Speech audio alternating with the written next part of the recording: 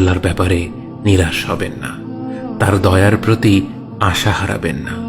যখন কোনো বান্দার জন্য দুনিয়া সংকীর্ণ হয়ে আসে, বিশেষ করে যখন আপনাকে মানুষ পরিত্যাগ করে, এবং বিশেষ করে এমন কেউ যার উপর আপনি আস্থা রাখতেন কিন্তু সে আপনাকে নিরাশ করেছে, আপনি আল্লাহর পরে তার উপরই আশা রাখতেন অথচ সে আপনাকে লাঞ্ছিত করেছে, সেই সময়ে জেনে রাখবেন যে আল্লাহ চাচ্ছেন আপনি তার শরণাপন্ন হন।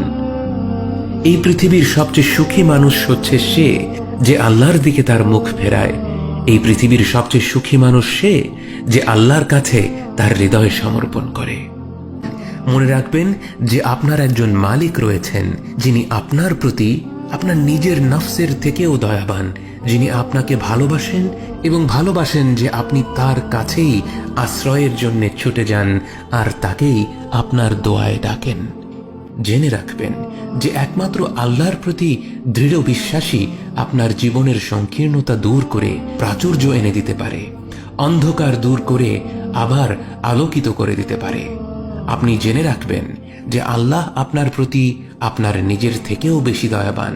একমাত্র এই বিশ্বাসটাই আপনার সকল দুশ্চিন্তা ও বিষণ্ণতা মুছে দেবে।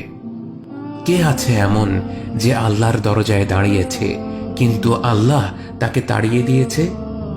তিনি তো সবচাইতে উদার, মহা দয়ালু, মায়ার সাগর।